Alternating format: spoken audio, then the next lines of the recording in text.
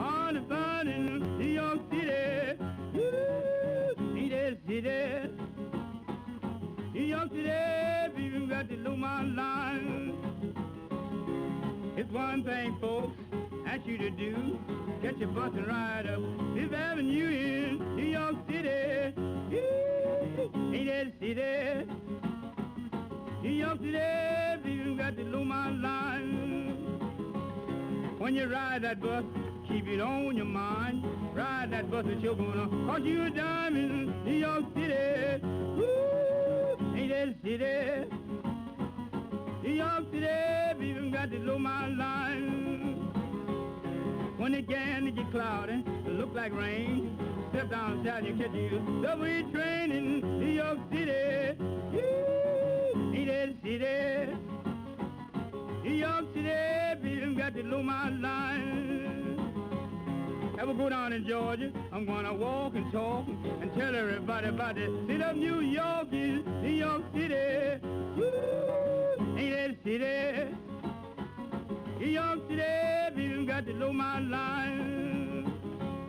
Ever go down in Louisiana and walk and tell, train on the top of town here, and it's called the L in New York City. Ain't that city? New York City, people got the Lomond line.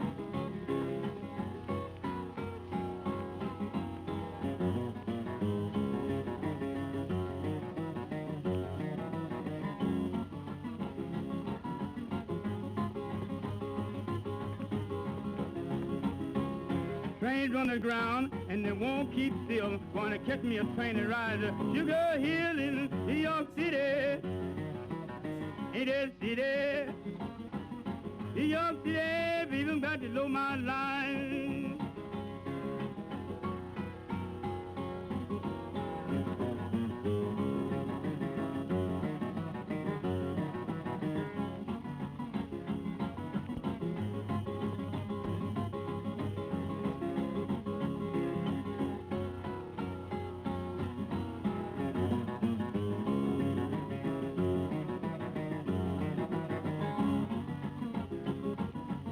New York City, people got the Lomond line.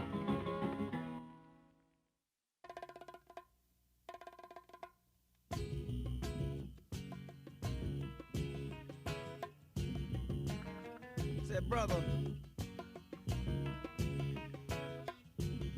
can I borrow a thin, brother, you know, a dime?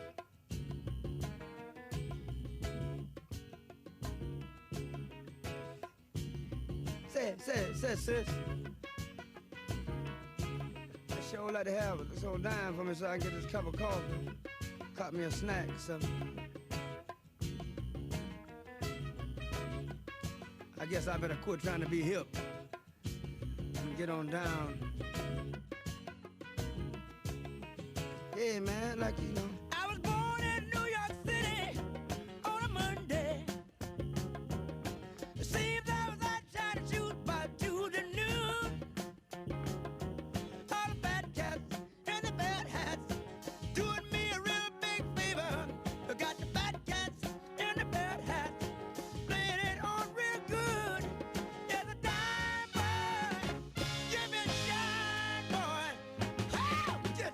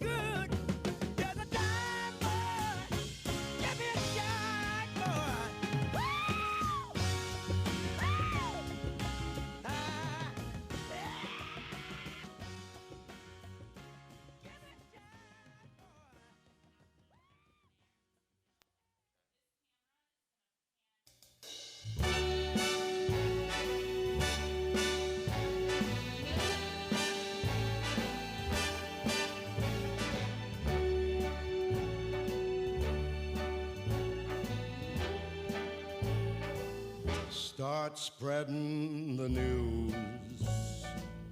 I'm leaving today. I want to be a part of it. New York, New York. These vagabond shoes are longing to stray right through the very heart of it. New York, New York. I want to wake up in a city that doesn't sleep and find I'm king of the hill, top of the heap. These little town blues are melting away. I'll make a brand new start of it in old New York. If I can make it there, I'll make it anywhere. It's up to you, New York, New York.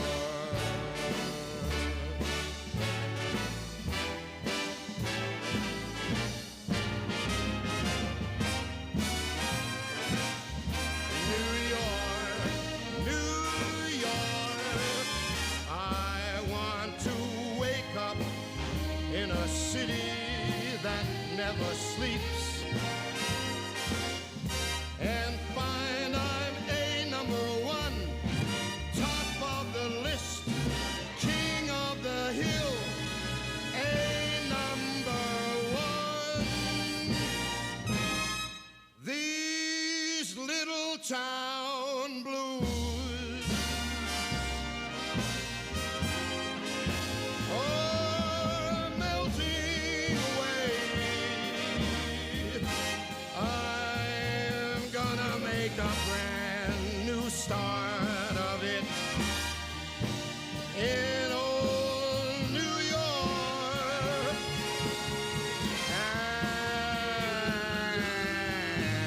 And if I can make it there, I'm gonna make it anywhere.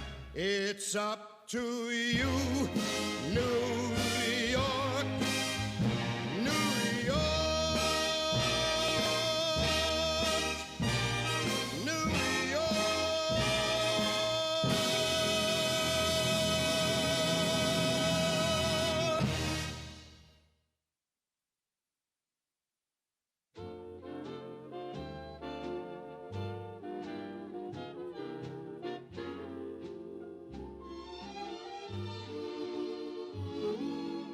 Like the folks you meet on, like to plant my feet on the Brooklyn Bridge. What a lovely view from heaven looks at you from the Brooklyn Bridge. I love to listen to the wind through her strings, the song that she sings for the town. I love to look up at the clouds in her hair. She's learned to wear like a crown. If you've been a rover, journey's end lies over the Brooklyn Bridge.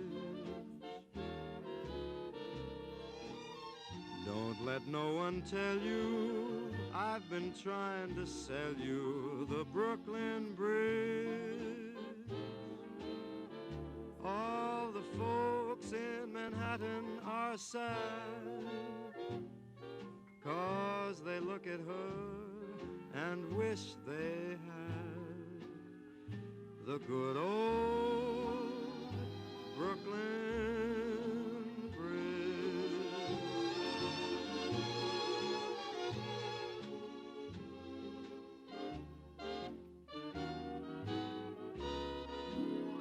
If you've been a rover, journey's end lies over the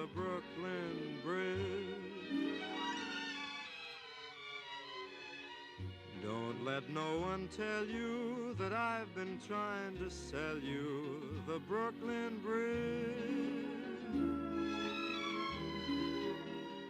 You'll miss her most when you roam, 'cause you'll think of her and think of home, the good old Brooklyn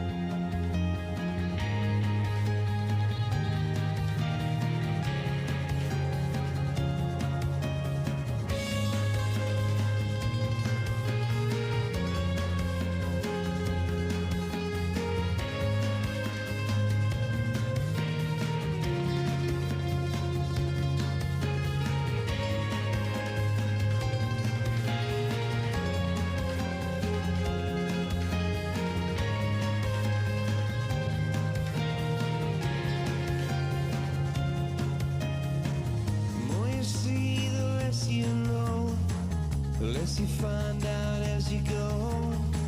I knew much more then than I do now. Neon hot day glow eyes, the city lit by fireflies.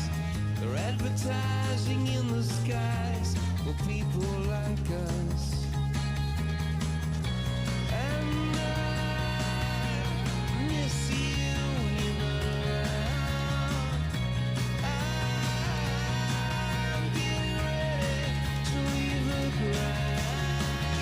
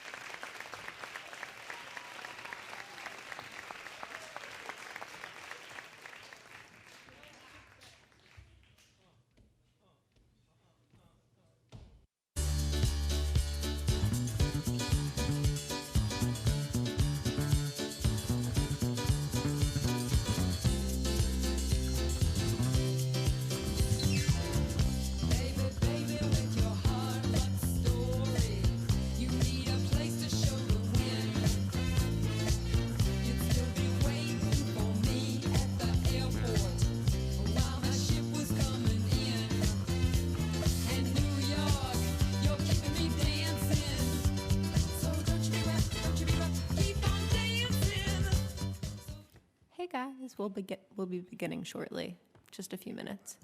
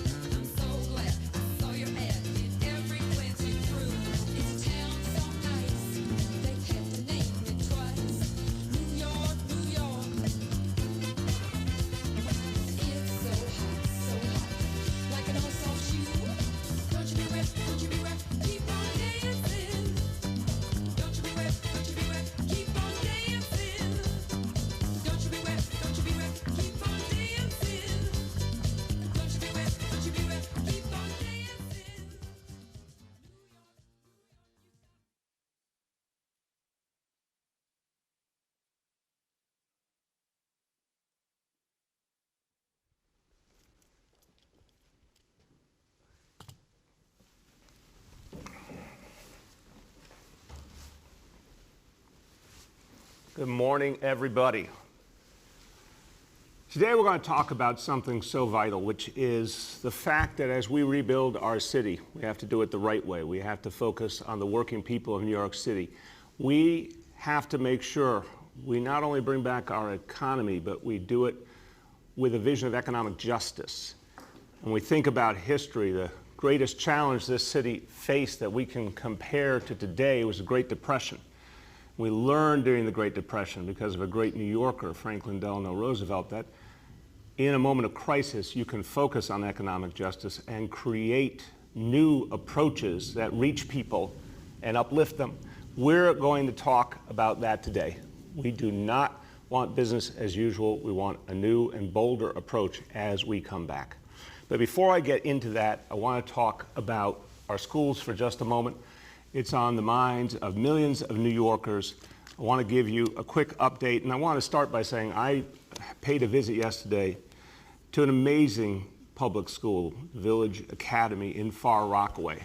And what I saw there was very, very encouraging to me. I went with Chancellor Carranza, and we spent time with the principal, Dr. Doris Lee, and she is the founder of this school in Far Rockaway in a community that's had many challenges. She decided to create a school for the children of that community. No matter what disadvantages they may have experienced in life, she believed that that public school could be the place that would be transcendent for them, that would allow them to reach their potential. And you could hear the warmth and the heart in what she does, her devotion to her kids. So we went through the building because we wanted to see all the preparations that were being made, and this is happening in public school buildings all over New York City. But what I heard was even more important, because it wasn't just about the physical preparations, the cleaning and the social distancing and the face coverings and the hand sanitizer. It was about the devotion to kids, to our children, to what they need, and the fact that we have to help them through this crisis and beyond. And I listened to Dr. Lee talk about why it was important to open our schools. And she said something very basic. I just want to quote it. She said, "I feel like my children need me. And if there's a possibility to open safely, I want to take advantage of that possibility." Listen to the positive, powerful thinking of one principal that representing educators all over New York City who first and foremost care about their kids and want to be there for them. So we saw a lot of professionalism, a lot of commitment, not just from the principal, but from the whole team working in the school. And here is an example on your screen of something very powerful, electrostatic cleaning. We've seen this used in other places, including our subways. The custodian there, Bill Gentile, he is able to go through that classroom and every classroom in 1 to 2 minutes, create an entirely clean environment with the technology he has, and go through a whole school quickly. And that's going to happen every single day. That's one of a number of measures that are going to be taken to keep our kids safe. Now, that's the physical part of the equation, making sure the schools are clean, making sure they're ready, very few kids in the classroom. I already talked about the amazing commitment of educators, let's talk about another piece today. I want to announce something very important, and it's something that educators care about, they've been asking about, parents have been asking about. I want to confirm and announce that every single New York City public school building will have a certified nurse. This is very important for people to hear and understand. We're taking every precaution, but there's a tremendous value to having a health professional present. We're working with the health and hospitals team to put this together. They did an amazing job at the height of the crisis, bringing in additional medical personnel, healthcare heroes. They're going to do it again and make sure we have enough nurses for every single public school building. So to all the folks who have been raising that concern, I hear you loud and clear, and that will be in place. We have a whole month until school begins, and we're going to be ready to do great things for our kids. All right, let me go back to where I started. This is about working people. This is about jobs. This is about the future of New York City families. And there are so many New Yorkers who believe in this place, who know that this is their future. They love New York City. They love their neighborhoods. They're not going anywhere. And they want to make sure that their future means a good paying job, a job that you can actually take care of a family with. So when you think about quality jobs, when you think about a living wage, when you think about a long-term career for working people, it all comes back to one thing: labor unions. It comes back to what working people have come to expect and believe in with the labor movement. And when the labor movement puts its head together with government to figure out how we can respect working people, give them the kind of life they deserve, and do it in a way that's also smart for the needs of the general public and the taxpayer, great things happen. And one of the tools we have used over the years is a project labor agreement, where we come together and we agree on a whole groundwork for how to do this. Now, today we're going to talk about a historic agreement with our construction unions, the building trades, because here is an area where a huge amount of spending is going to happen, because there's a lot that needs to be done in New York City. There's a lot that we're going to do to keep building back this city. So a lot of money will be out there to do that good work. But we need it to reach people who are hardest hit. We need it to reach the communities that bore the brunt of this crisis, that felt the disparities. We need not just good jobs, but good jobs that reach every neighborhood. We need apprentices to have an opportunity to move up into the union and into the career. There is nothing more powerful than someone getting a union job that they can turn a career into. We want that door to be wide open for everyone. And this has been a priority for our task force on racial inclusion and equity. And this is, again, a group of extraordinary leaders within this administration, leaders of color in agencies across the administration, who are focused on the question of what we can do right now to create more fairness, more equity, and to address disparities. And what was clear is the Project Labor Agreement is a tremendous tool to do that, particularly if it focuses on communities hardest hit, and particularly if it creates the right kind of partnership with minority and women-owned businesses. And that's what's been done here. And you're going to hear from a great labor leader in a moment. I just want to say to everyone who's a part of this process, on the labor side, on the government side, everyone shared a common vision that, yeah, we've got to be inclusive. We've got to create more and more opportunity in communities of color, and find a way to open the door for those minority and women-owned businesses that we believe in, because they hire community people, they hire people from the neighborhood, they give people opportunity who wouldn't have had it otherwise. So in this plan will be a lot more investment in communities of color and a lot more opportunity for people who live in neighborhoods hardest hit by the coronavirus. To make this work, we are always committed to bringing more and more minority and women-owned businesses into these opportunities. And to do that, they have to be certified. It's a very, very important piece of this puzzle, is to get opportunities through these government contracts. You have to be certified. In the past, very few businesses were in New York City. Well, today I have a milestone to report. 10,000 minority and women-owned businesses now have been certified by the City of New York. That is a 173% increase since the start of this administration. And what it means is, for all those businesses, now the doors of opportunity opening up, contracts can start to flow, they start to hire. You know what also happens? When someone gets hired into one of those businesses, they learn how to do that work, they start their own businesses. So it becomes a very virtuous circle. We have already in this administration awarded $16 billion to minority and women-owned businesses. We have a goal of $25 billion by the year 2025. That was our original 10-year goal, $25 billion. We're more than halfway there and speeding up. So this is direct redistribution to communities that need it the most. Now, we have to go farther, and you're going to hear in a moment about why this project labor agreement is so important, but we need to go even beyond that. And you're also going to hear about something very important we need from our friends in Albany. We need the state government's help because, look, it all comes down to hiring community people. It all comes down to breaking down barriers. And the law actually hasn't been on our side. The law actually has made it harder to hire people from the communities that often have been least advantaged.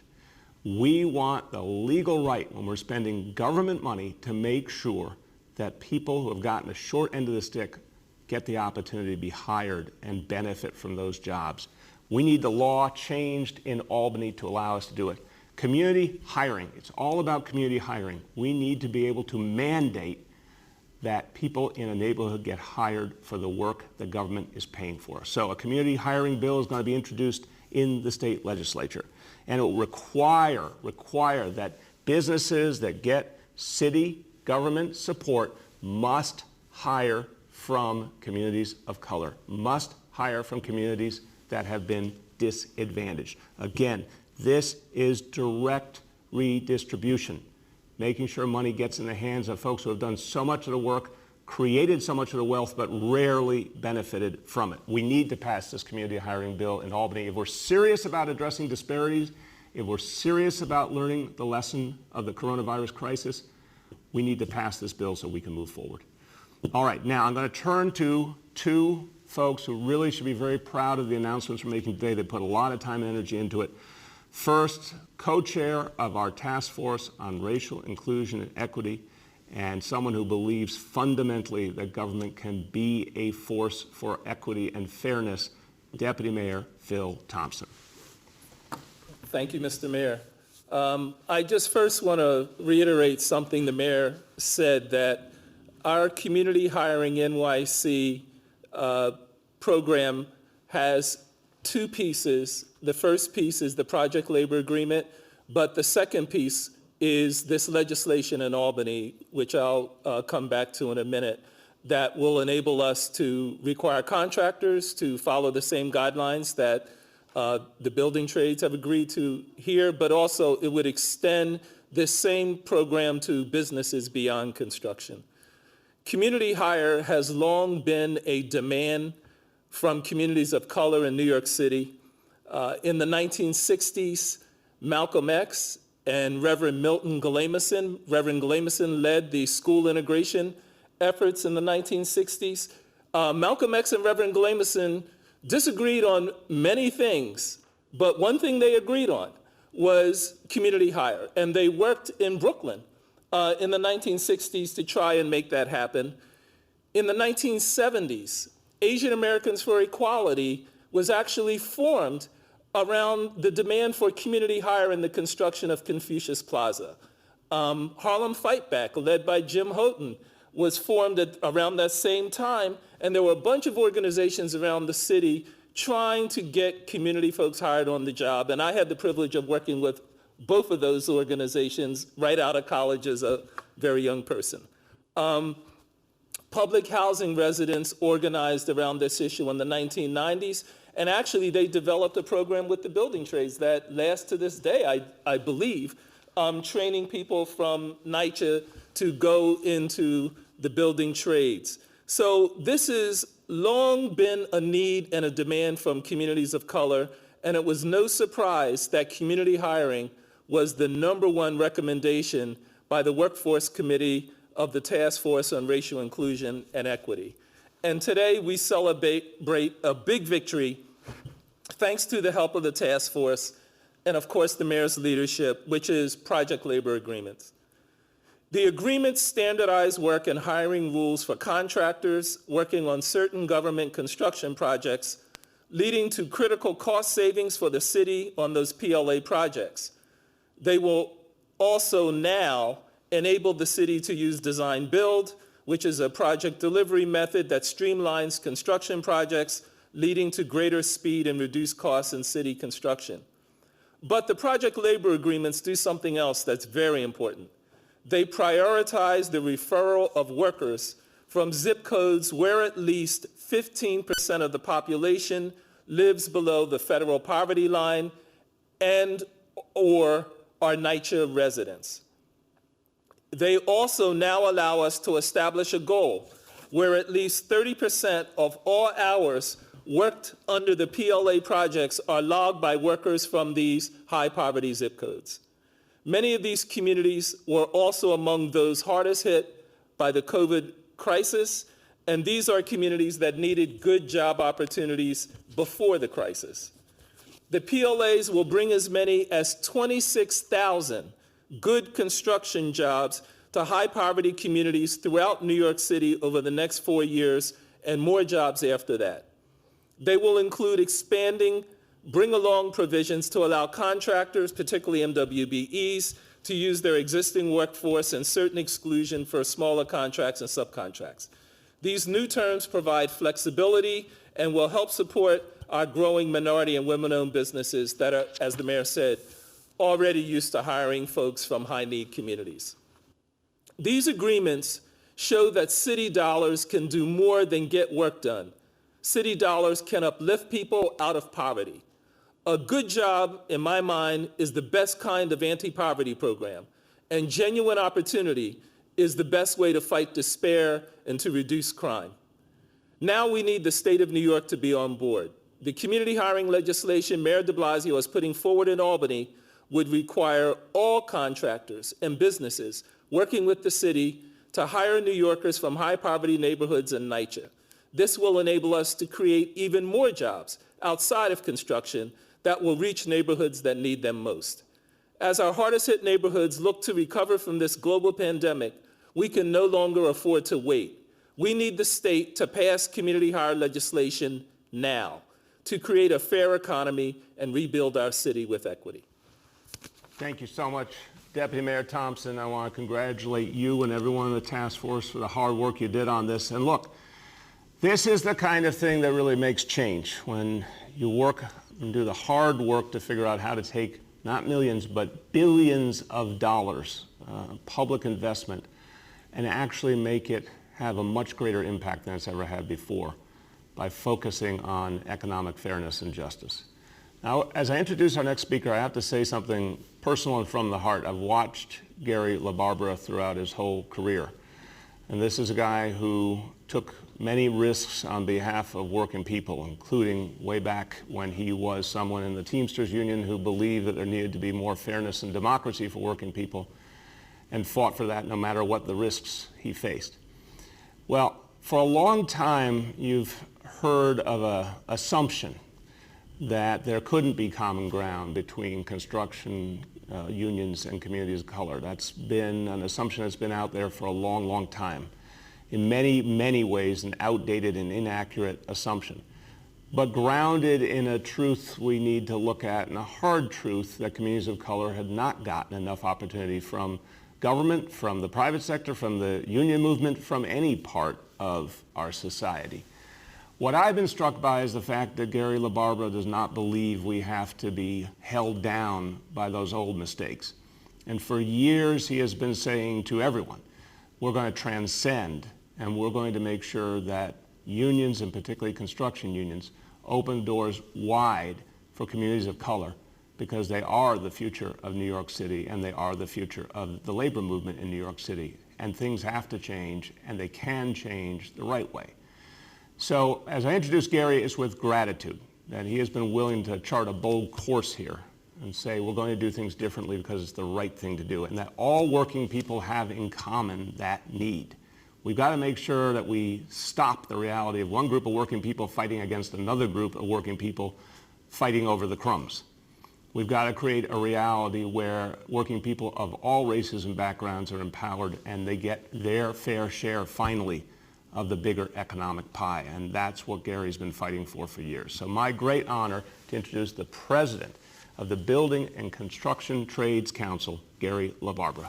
Thank you very much. First of all, Mr. Mayor, thank you very, very much for that kind introduction. And I am honored and flattered by your comments. And as you said, we've known each other a long time, and we've worked together on a number of issues. I would like to thank you for your leadership and your commitment in this project labor agreement endeavor. Now, were it not for your true commitment to this process, we would not be sitting here together, and it is my great honor to be with you today to announce this. As you've heard from both Mayor de Blasio and Deputy Mayor Thompson, this is an historic moment for the building trades. This agreement is different than any other project labor agreement we've ever done with the City of New York because it enshrines a commitment by the city to make an investment, billions and billions of dollars, into community hire.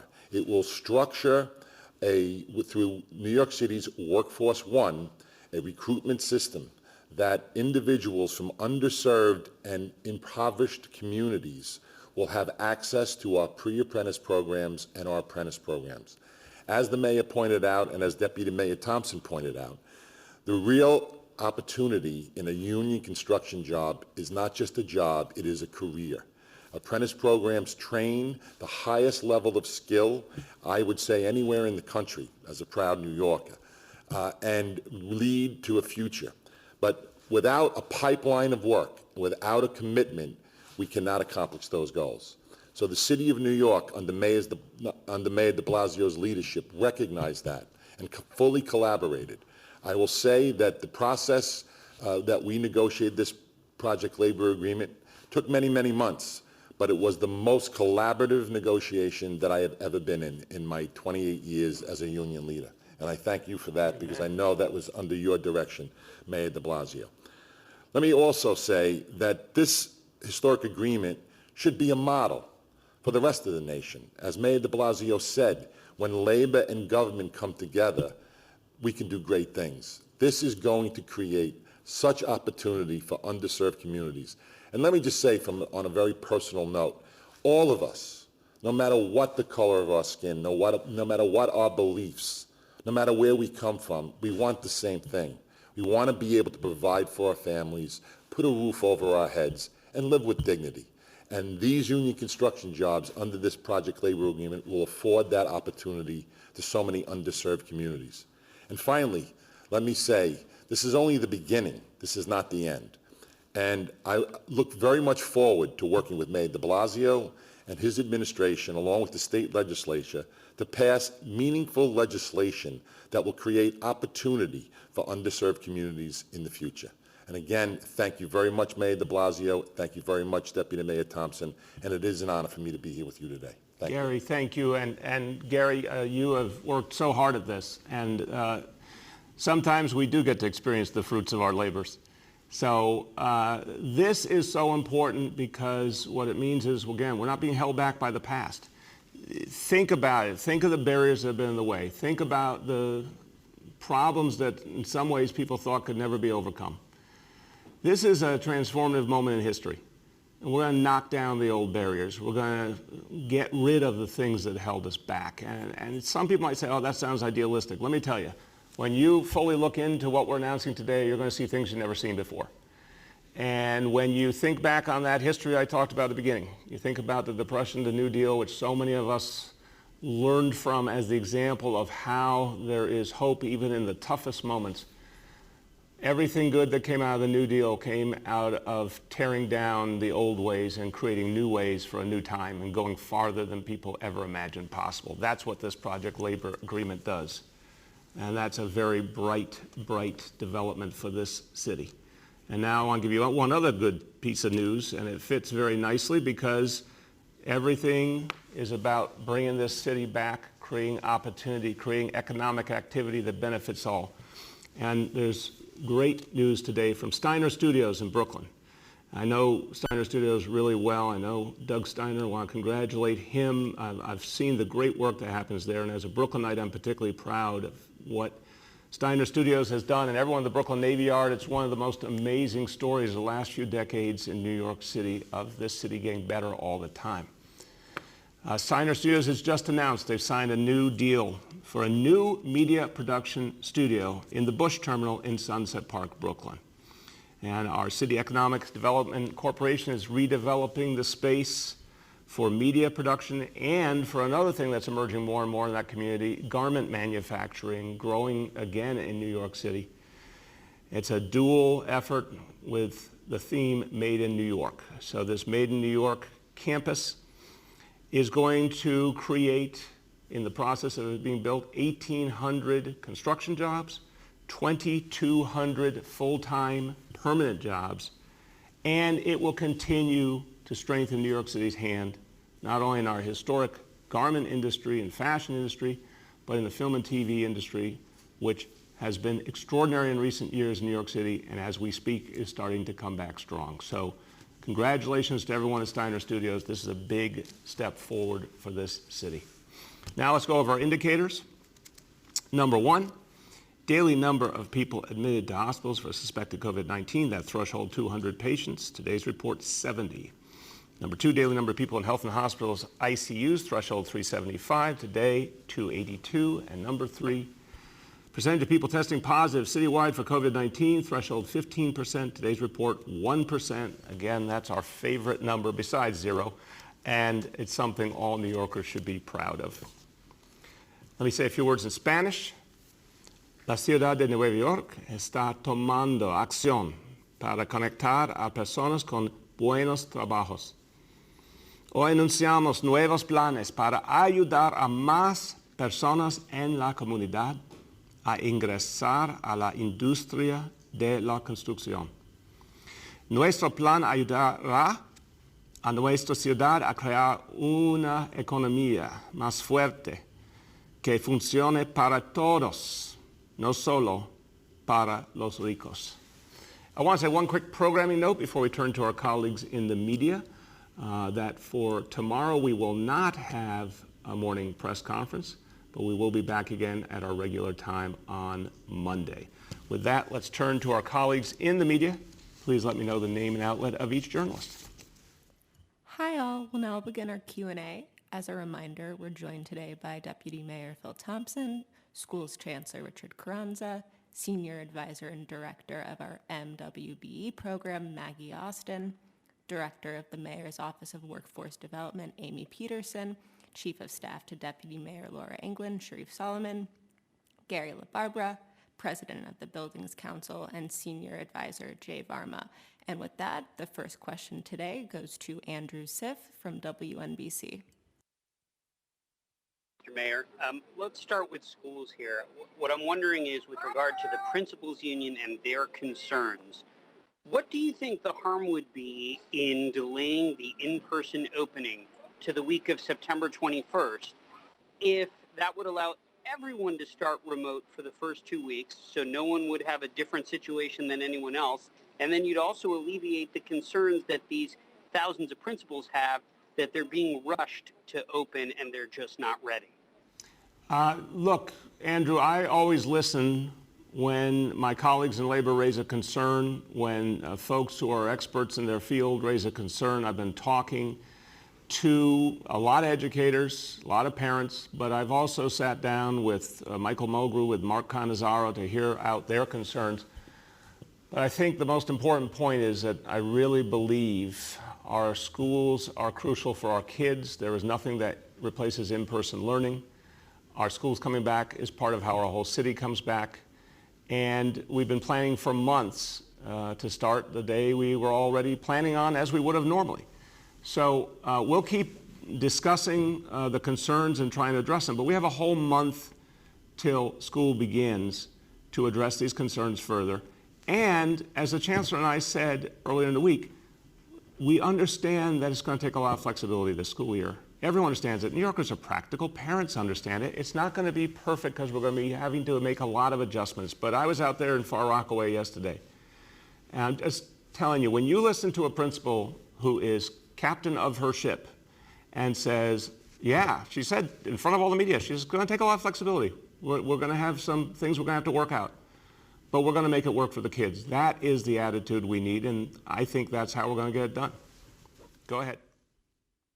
You mentioned today that you now have a nurse for every building. I'm wondering what was the mechanism of making that happen? Is there an existing pool of nurses who were ready to be assigned? Our understanding was there were some 400 schools that didn't have regular certified nurses on a daily basis. So how are you able to solve that problem, and will those 400 additional nurses be ready as well on September 10th? Yeah, it's a great question, Andrew. I just want to say, it's amazing what happens when you experience teamwork. Health and hospitals came to the rescue here. And if you just think about things rigidly, you might not see that potential solution. But as we talked about the fact, you're right, there were schools that didn't have nurses historically, and we needed it for this situation. And we're all talking about how do we make it work. And health and hospitals came forward and said, hey guys, in the middle of the worst months of the pandemic, we went and found certified nurses, brought them in on a contract. We can do that for the schools as well. So they stepped forward, they said, we will take care of this for our sister agency, the Department of Education. We'll hire them, we'll get them to you, we'll take care of it. And that's why it's going to happen. And they did it on a matter of days' notice back during the worst of the crisis. They've got a whole month to get it in place, they'll get it done. Go ahead. Next up, we have Jillian from New York One. Hi, Mayor. Thanks for taking my question. I feel like I saw you yesterday afternoon. I know, long time no see. Strange in this universe. So, to go back to something Andrew asked about, I know that you cited this principal who we were with yesterday in Queens, who's the captain of her ship, but we're not just seeing this pushback from the CSA. There's also been letters signed by the vast majority, or perhaps I think all, of the principals in District 15 in Brooklyn, where your children actually attended school, and District 13 nearby, dozens of principals saying they're not ready, that they can't get answers to questions they need, that things are being handled piecemeal. What would you say to them? And I mean, perhaps they feel the same about this nurse announcement, which we've just gotten, sort of a little bit of information about right now. What would you say to their concerns, these captains of their ships, that they're not ready to move forward? I would say when you're a month away from school opening, it's understandable there's going to be questions to still be resolved. I'd say in the middle of a crisis that we've never experienced before, anything like it in our whole lives, of course there's going to be challenges. But in the end, let's go address those challenges. Let's go take on those questions. I am certain that principals hearing now that every school will have a certified nurse, that's not a hard thing to adjust to, Jillian. They'll be able to figure that one out quick. They've been asking for it, and we're doing it. I mean, again, I don't want to get confused here about this central point. Our colleagues in labor have been putting forward a series of requests and needs. We're going to have different views on each one. But where we can get something done, we're just announcing it. We're saying, you raised this concern, we're answering your concern. And that's what we're going to keep doing. But again, a month is a long time, and I see a lot of educators who are focused on kids and getting ready. Go ahead. And then, on the issue of the nurses, did I hear you say to Andrew that these will be contract nurses hired by H&H? And if so, do you have any concerns about how you'll be able to hire all of them? I know there were some vacancy issues as recently as March. Obviously, we're out of the most dire times of the pandemic. But how many do you need to hire? And do you intend to hire this way? And are they contract workers? Yeah, I don't have a question about this one. They hired thousands and thousands of nurses at the height of the pandemic in April. And we're talking about hundreds needed here. And again, we're a month out. So no question in my mind. They'll have them, we'll have them for the whole school year. I mean, obviously the goal here is to get to a vaccine, get everyone vaccinated and go back to normal. But the plan, of course, is to be ready to handle the whole school year. So H&H has done it before under much tougher conditions. They're absolutely confident that they can get that number of nurses in place and have them when we need them. Next up, we have Derek from WABC. Hi, Mr. Mayor. Good morning. Just piggybacking on the discussion about schools, I will tell you, obviously, we have the Principal Lee yesterday who, had said what she had to say, but I've heard from some administrators and some teachers who, frankly, are not on camera, not in front of the mayor, who have a different perspective, and they say they feel like they're not prepared. And one teacher actually said that he says the custodians at his school are ill-informed. They don't know what's going on. So, obviously you say we have a month out. What kind of conversations have been going on with custodial staff about their responsibilities, keeping these schools clean every day? Yeah, so it's a great question, and the custodial staff, and you saw a great example yesterday. Custodial staff are doing this work right now. They have been for a while now to get the schools ready. We're going to show you more and more examples of the hardworking folks who are changing the air filters, cleaning the rooms, opening up windows that previously weren't openable. There's so much work happening right now. And again, the important thing to recognize is I honor and respect the labor movement, and I honor and respect any time the labor movement is standing up for their members and raising concerns. I also know that our kids need to be in school. Our parents are very, very concerned that our kids have already lost a lot of their education, that they've gone through a lot of trauma. We've got to get them back into school buildings where they can get so much more support. I don't know a single educator who disagrees with the fact that in-person learning is much more powerful and effective than anything can be done remotely. So we've just got to do this for our kids. Our parents have spoken. The vast majority of them want their kids back in school. I like a can-do attitude. I like an attitude that says we're going to find a way. Our healthcare heroes in March and April found a way. Our first responders found a way through the worst of the crisis. Our educators are going to find a way. We have to support them. We have to give them answers. If custodial staff need more guidance and answers, we're going to have to do that. We will do that. But again, a month is a long time, and we've made a lot of progress already, and we're going to make a lot more in the next month. Go ahead. Question. Are water fountains being disabled? It's a great question, and the Chancellor will speak to that. I just want to emphasize as I turn to the Chancellor, everything is being looked at anew. So at the school in the Rockaways, again, you have one side of the hallway, you're supposed to go one direction, another direction. You had a classroom. I've never seen anything like it in my life, a classroom with 10 desks in it, because only 10 kids were going to be in the classroom. Kids are going to have lunch at their desks, not going to a cafeteria anymore for the duration of this crisis.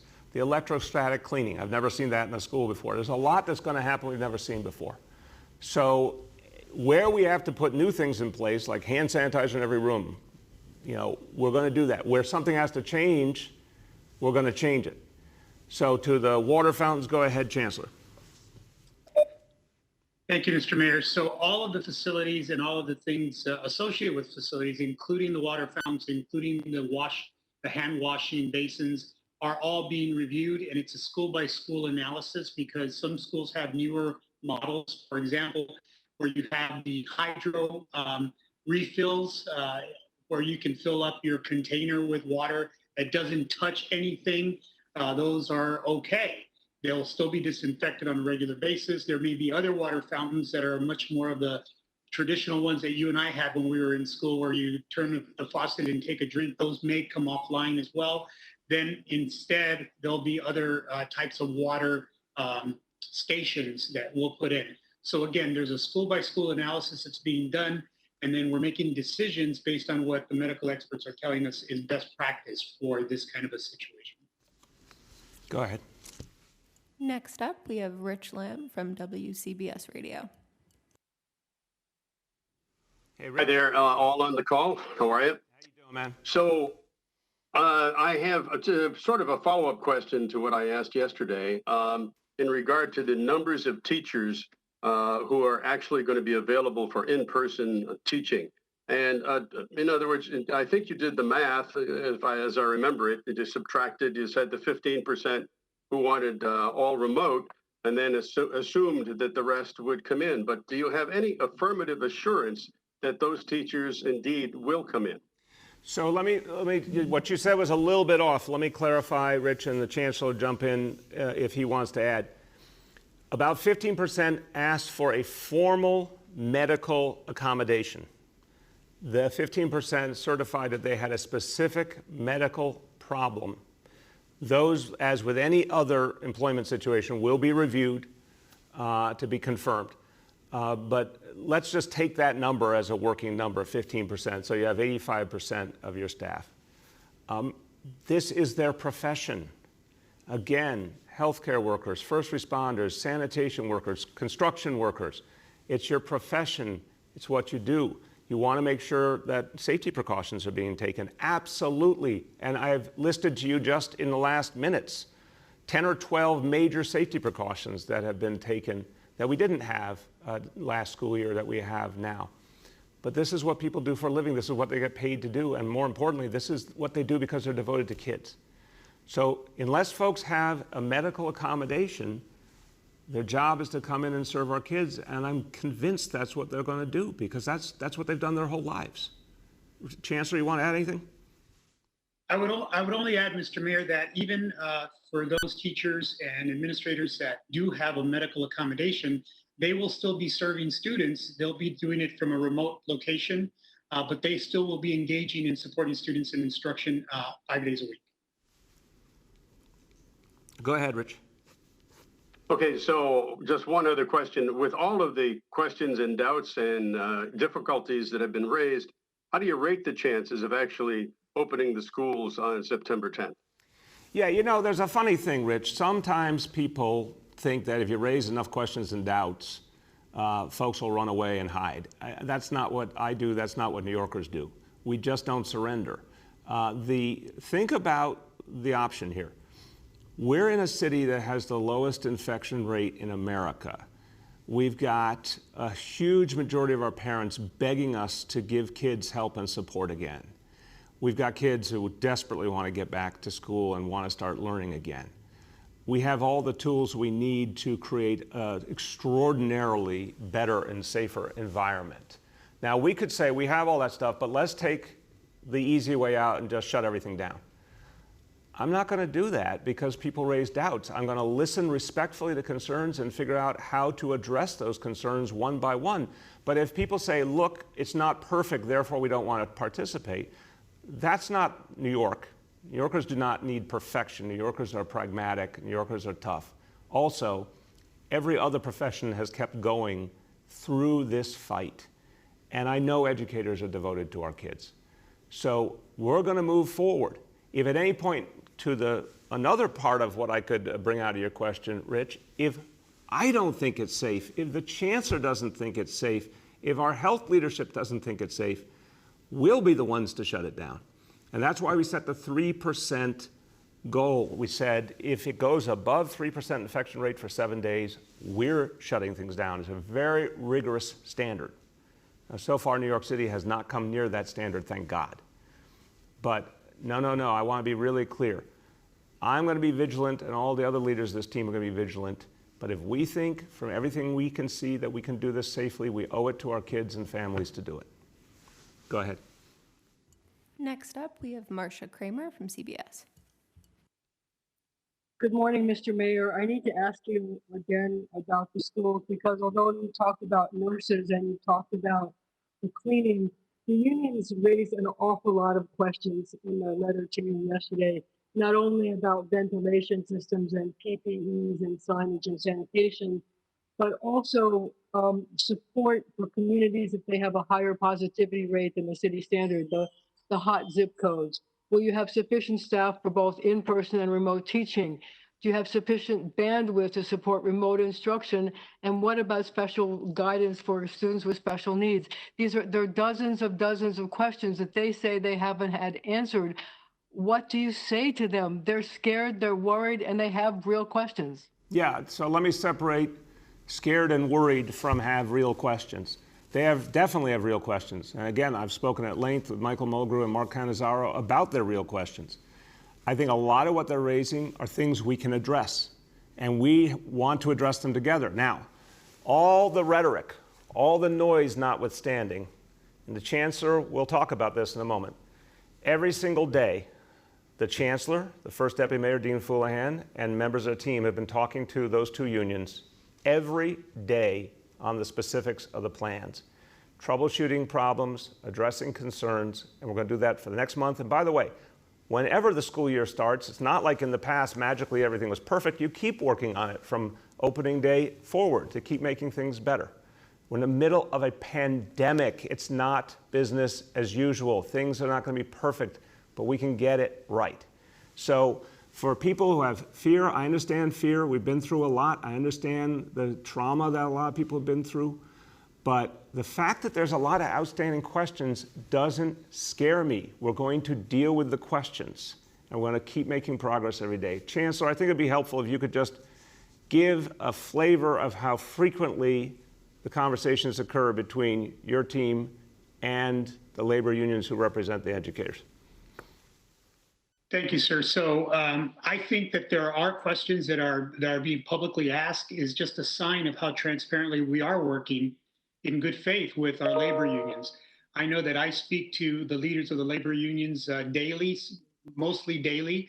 I know that members of my senior team are daily, hourly in communication with other officials in our labor unions as well.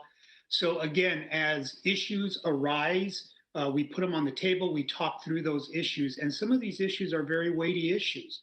So for example, when you have a blended learning scenario, and you have teachers that are teaching in person, then who's teaching the students that are in remote learning?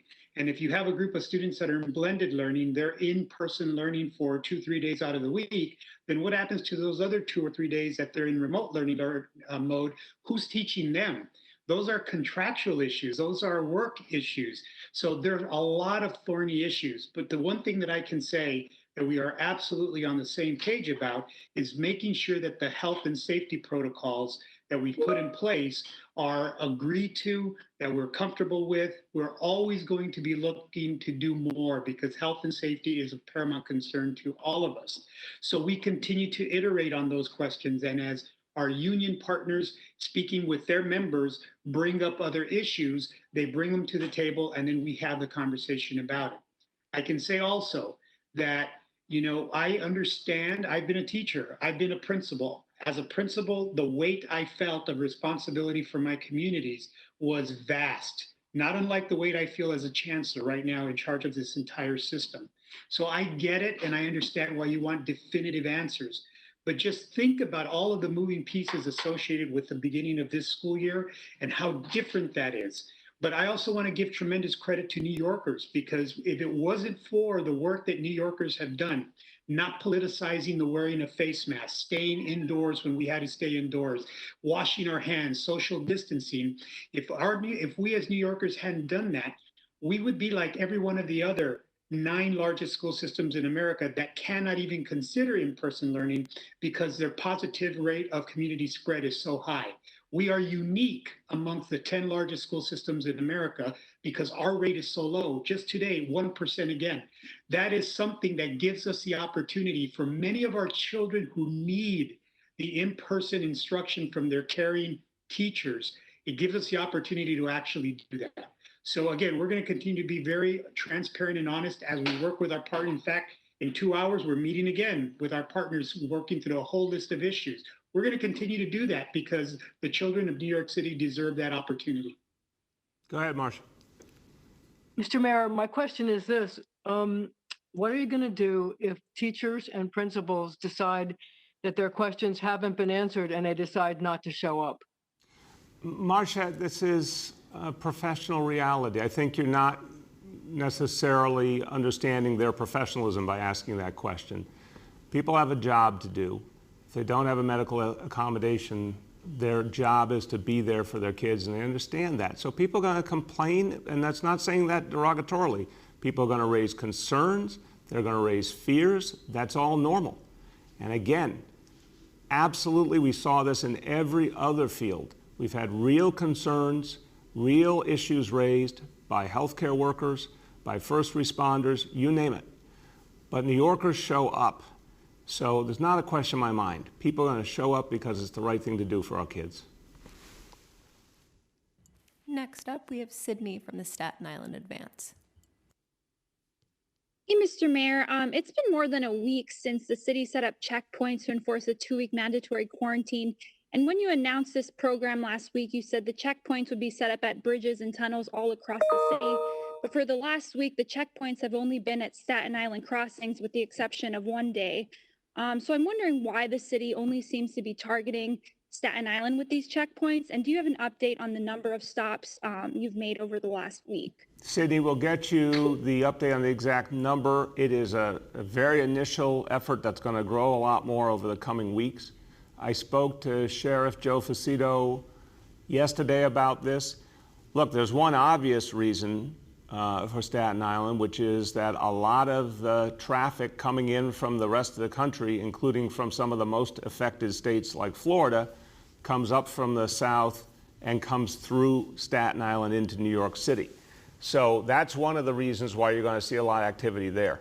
But you're going to see activity also, I spoke to him about this, in the Bronx with folks coming down 95 the other direction. You're going to see activity around the tunnels into Manhattan from New Jersey. So you've got a lot of different pieces that are starting to grow. We'll get you the numbers, but what's most important to recognize is that these checkpoints, you'll start to see them more and more, and they're going to keep rotating around. And the idea is to educate people that the quarantine is the law. Go ahead. Yes, the second question on schools for you and Chancellor Carranza. So the city can reopen schools if the infection rate stays below 3%, but I'm wondering what happens if the infection rate, say on one borough, is at 3% or higher. Will schools on that particular borough not be able to open or be forced to close down? Sydney, look, it's a very fair question to say, what if we have major variations geographically? We have not been seeing that. I don't, again, besides the Chancellor, Dr. Varma might want to weigh in.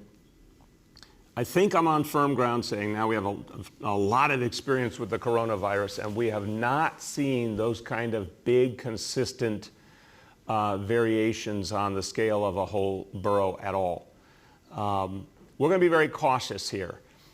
If something starts to go in the wrong direction, we're going to be talking about it very publicly, because part of what we'd want to do, Sydney, is tell people to take additional actions to stop any growing rate of infection. So, of course, to your question, we would look at different scenarios, but I don't think that's what we're going to deal with. I think it's either going to be pretty much the city as a whole is doing well, or God forbid we're going in the wrong direction. I believe that will be more widespread. So let me just see, Dr. Varma, why don't you speak first, and then if the Chancellor wants to add. Great. Thank you very much for the question. No, I do think this is a really challenging issue, and we've spent an enormous amount of time thinking about this. I think the challenge with the advantage of using a sort of geographic restriction would be that, yes, you could tailor your response to only the people in that community. The dilemma, of course, is that we have a city in which the teachers, the staff, and the students often don't come from a narrowly defined zip code. Certainly in some situations they do, but in many they don't. So we have to recognize that we have a very fluid environment where people are coming in from lots of different places. So we define, obviously that applies to New York City within New York State as well. So our policy decision to date has been to really focus on strengthening our measures for first for prevention, but also for detection and response in every single school, and use the school as kind of the unit of reference. And that's what you saw with the guidelines that were released before about how we would handle an individual school in one classroom, cases in multiple classrooms. So again, thinking of the students and I'm thinking of the school as the unit in which we're going to plan and investigate. Okay. Richard, do you want to add? Nothing to add, sir. Okay, go ahead.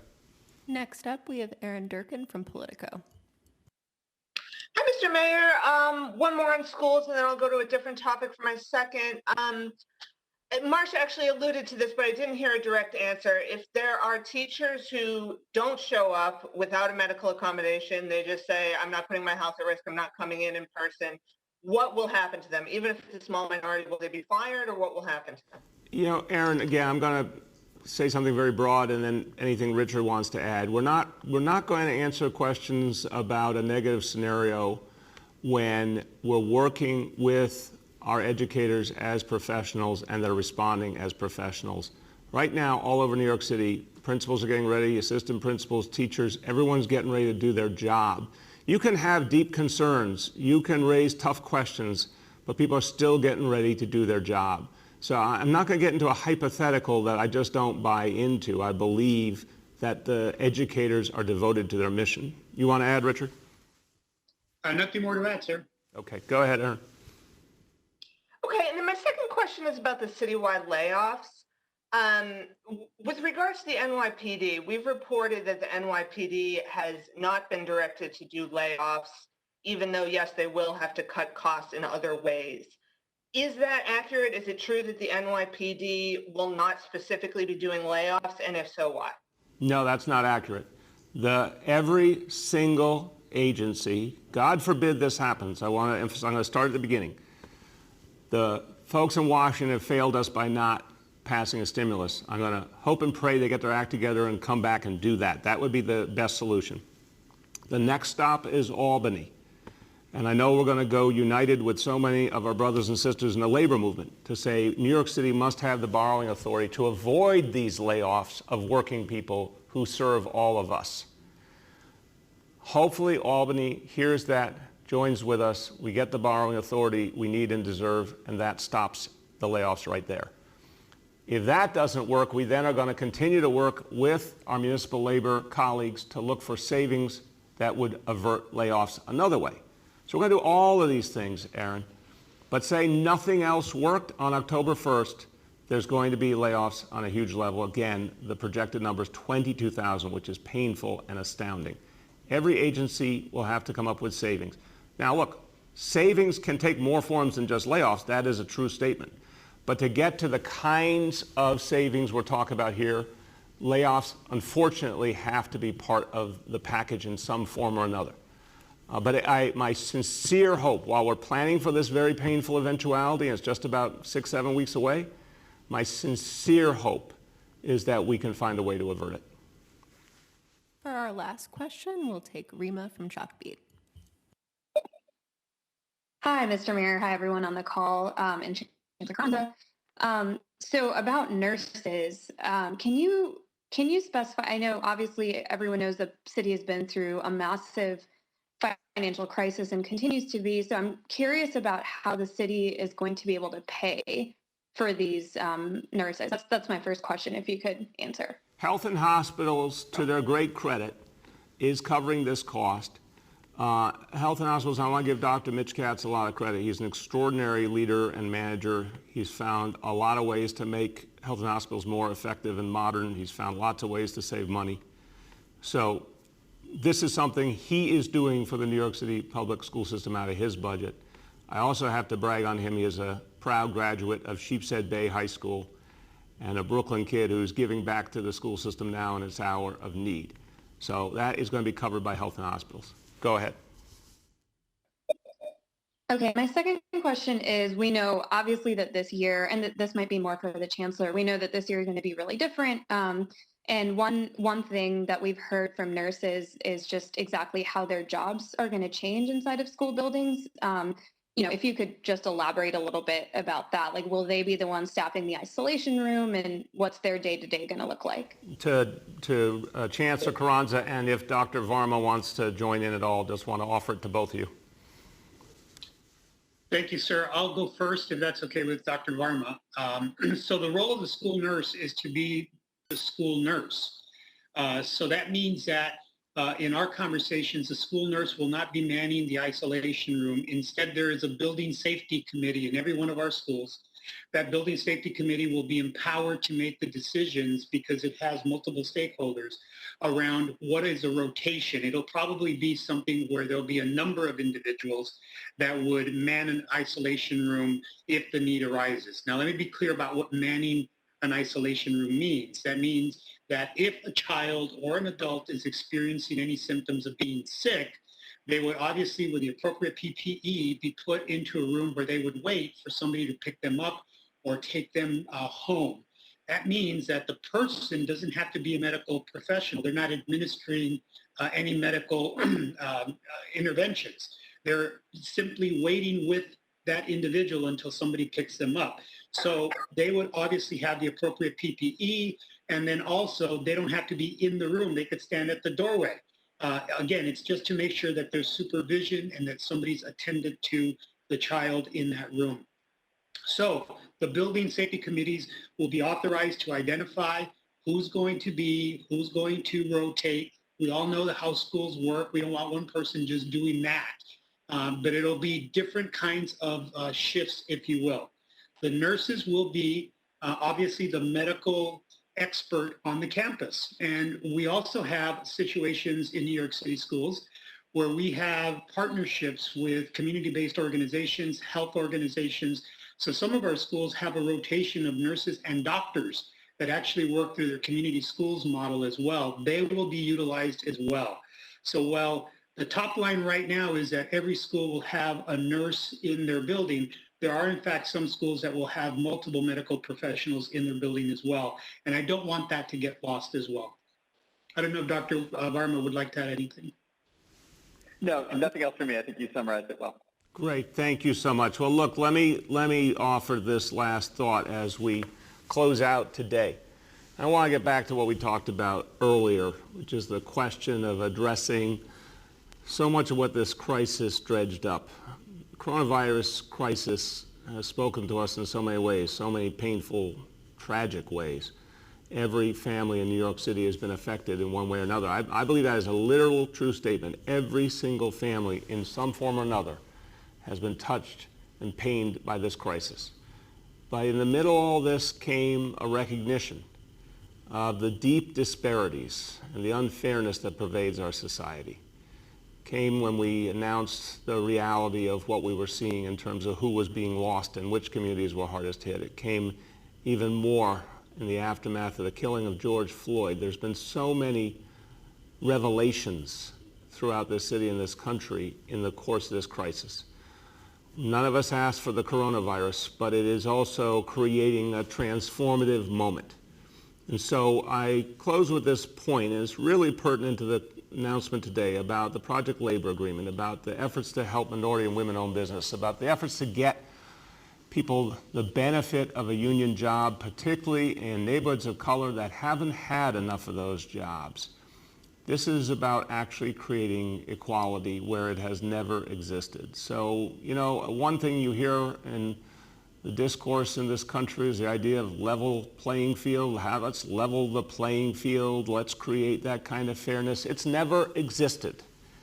And I want it to be clear that when you're trying to do something that has never existed before, it won't be easy, but it must be done to live up to our values and the compassion we feel for our fellow New Yorker. So I actually believe there will be a day when the playing field can be level. I believe that that notion is not just something you say and forget about. I believe it's our job to create a level playing field. I'll tell you, early on in this administration, when we created pre-K for all, the idea became clear that we were actually doing something that had never been done before, that every child, no matter what their background, no matter how much money their family had in their bank account, every child would get the same start at the same starting line. Every child would get a chance to fulfill their God-given potential. That never existed before. Well, not everyone has had a chance to get the job they deserve, often because of the color of their skin. But what we're announcing today is a profound step in that direction. The legislation we are seeking in Albany to use the money and the power of government to actually give jobs to people who have been excluded, to turn the tables, to actually carve up the pie in a way that's fair. That's never been done before. But if ever there was a moment in history to change our laws and change our ways, it is now. So to everyone who has worked hard to get us to the announcements today, again, I thank you because it will show all New Yorkers that change is possible. Thank you.